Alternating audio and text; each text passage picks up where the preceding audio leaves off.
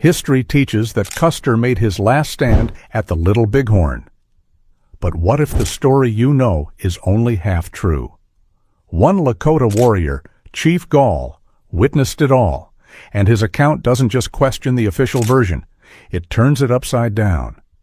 From desperate retreats and jammed rifles to savage hand-to-hand combat, Gall's forgotten testimony reveals a version of this legendary battle most Americans have never heard. This is the untold story of Custer's last stand, through the eyes of the man who helped bring it to an end. Before we continue, make sure to like this video and subscribe so you don't miss what's coming next.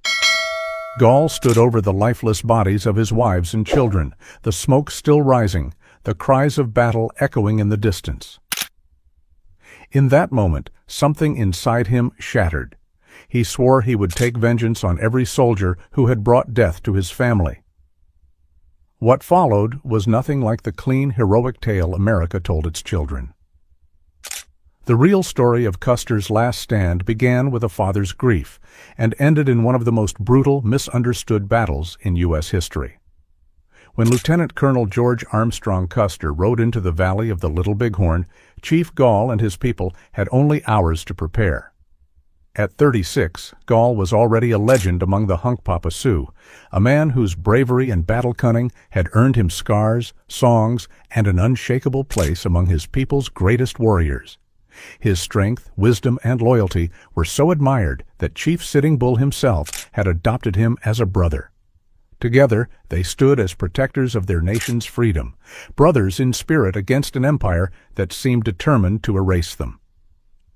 By late June 1876, word spread through the camp like wildfire. The soldiers were coming.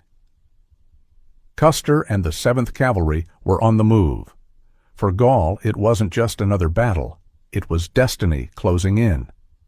That morning, Sioux scouts found abandoned ration boxes just miles from the camp, a clear sign the enemy was near. When the soldiers spotted them and gave chase, Custer realized his cover was blown. If the Sioux were alerted, they would scatter. He had only one choice: strike fast and strike hard. The Sioux scouts raced back to warn the village. Sitting Bull summoned his council of chiefs, among them Gall and Crazy Horse, to plan their defense. From the distant hills, American scouts watched movement in the sprawling village below, unaware they were being watched in return.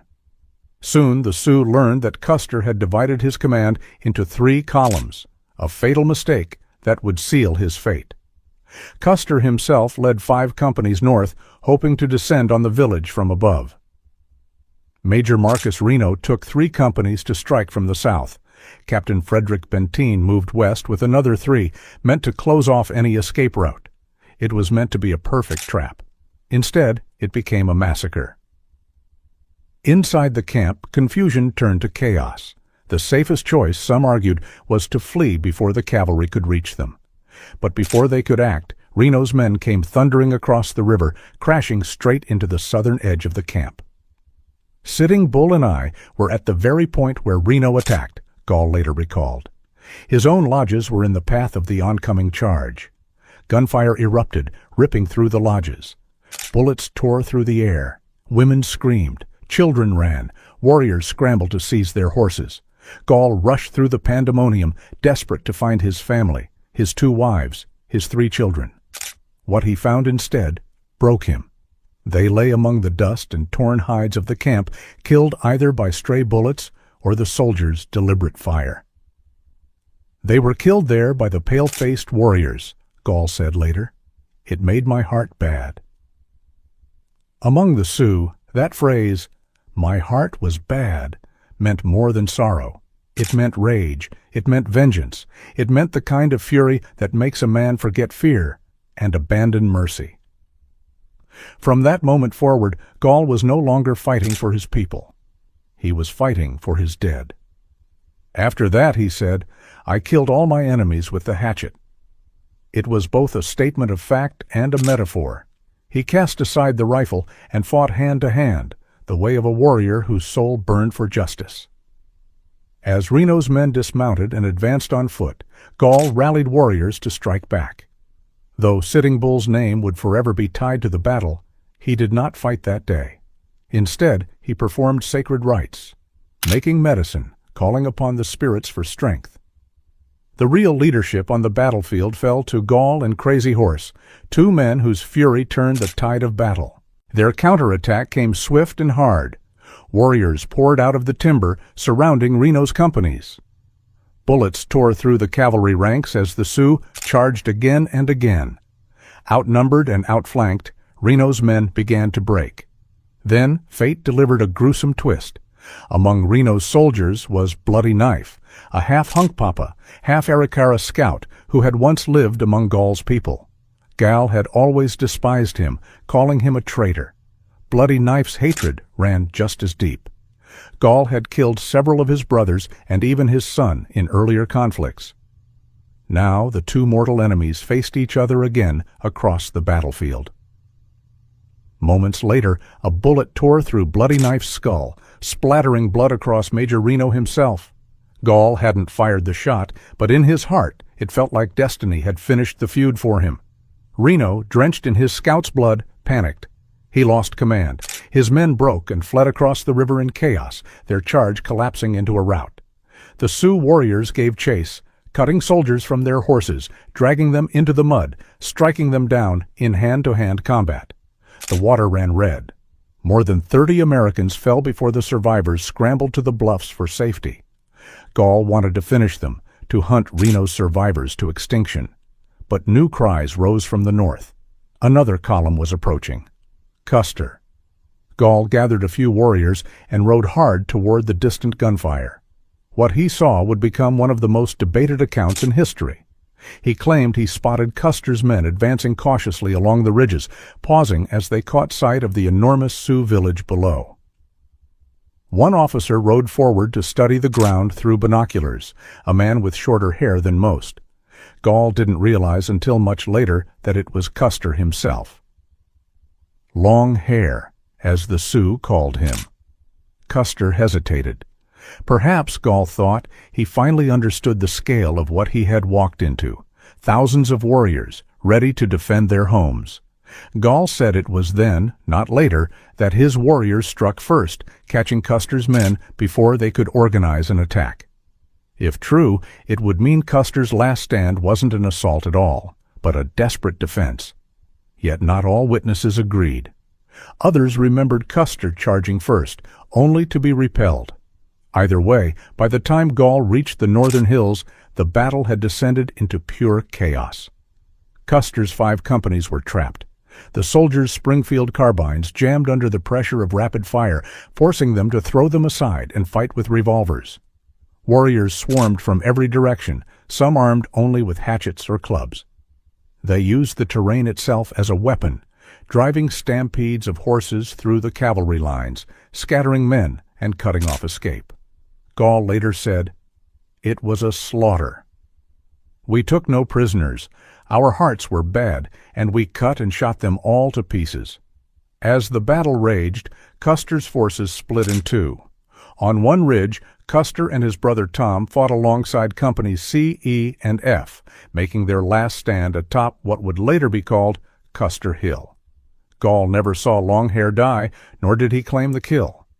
But he was certain that Custer's band fell quickly, overwhelmed and surrounded. To the southeast, another group, Captain Miles Keogh's Apern Company and Lieutenant James Calhoun's L Company, fought to the last man. Gall remembered how they stood firm, step by step, retreating uphill, firing until they had no ammunition left. Keogh fell from his horse, Calhoun's men piled together, refusing to run. Their bodies were found later, clustered in the dust, a testament to soldiers who chose death over surrender. They fought strong, Gall said, but it did not save them. The entire Custer engagement lasted less than an hour, but the greater battle was not yet over. Gall turned his horse south once more, seeking Reno, and perhaps one final measure of revenge. Reno's surviving men had dug in on a hilltop, desperate and disorganized. By late afternoon, Captain Benteen arrived with reinforcements, bringing their total to over 400. They pushed toward Custer's last known position, unaware that every man in his column was already dead. the Sioux and Cheyenne warriors descended on Reno Hill in a fury. The Americans formed a defensive circle, firing from shallow trenches as bullets and arrows rained down. Gall and Crazy Horse commanded the encirclement, but neither wanted to waste lives in a night attack. Instead, they chose patience. Starvation and thirst would finish the job. "They will fall into our hands," Gall told his men, "when the thirst burns in their throats and drives them mad for water." By morning, the soldiers were delirious from heat and dehydration. The wounded moaned for water. A few brave men crawled toward the river, only to be picked off by Gall's sharpshooters. The fight for a single bucket of water became an act of heroism, later earning several soldiers the Medal of Honor. Then, as the afternoon sun blazed overhead, the end arrived. Sioux scouts on the bluffs saw dust clouds rising on the horizon. The Big Dust, Gall called it. It was General Terry and General Gibbon's forces approaching. The army was closing in. The signal went out. It was time to disappear. Sitting Bull ordered the camp broken, and by sunset, the great Sioux village was on the move, slipping westward into the Bighorn Mountains. The Battle of the Little Bighorn, or as the Sioux would call it, the Battle of the Greasy Grass, was over. For the Sioux and Cheyenne, it was a stunning victory. For the U.S. Army, it was a national humiliation. But that victory was short-lived. Within months, the American military unleashed an unrelenting campaign of retribution. Villages were burned, herds slaughtered, and by year's end, the Sioux were forced to surrender or flee. Gall followed Sitting Bull north into Canada, clinging to the last shred of freedom. But even that wouldn't last. In time, the two brothers-in-arms grew apart. Gall eventually returned to the United States, settling at Standing Rock Reservation. There, he did something no one expected. He embraced Christianity, made peace with the government, and even became friendly with American officials. To some, it was betrayal. To others, it was survival. In 1886, 10 years after the battle, Gall returned to the Little Bighorn as an honored guest for a commemorative ceremony. For the first time, Americans listened to the story from the other side. Speaking in Lakota English and sign language, Gall tried to explain what had really happened and what it had cost, but the story he told was never fixed. Each retelling changed, details blurred, events rearranged. Newspapers like the Chicago Tribune and St. Paul Pioneer Press published conflicting versions. In some, Gall said he fought Reno. In others, only Custer. In one, his family's death vanished from the tale entirely. Was Gall shaping his story for different audiences? Were reporters mishearing, mistranslating, or simply embellishing? Historians still argue about it to this day. Yet no matter the inconsistencies, one truth stands unshaken. Gall's voice gave America something it had never heard before, the native side of the story. His testimony, raw and human, pierced through a century of myth-making and forced history to confront its other half.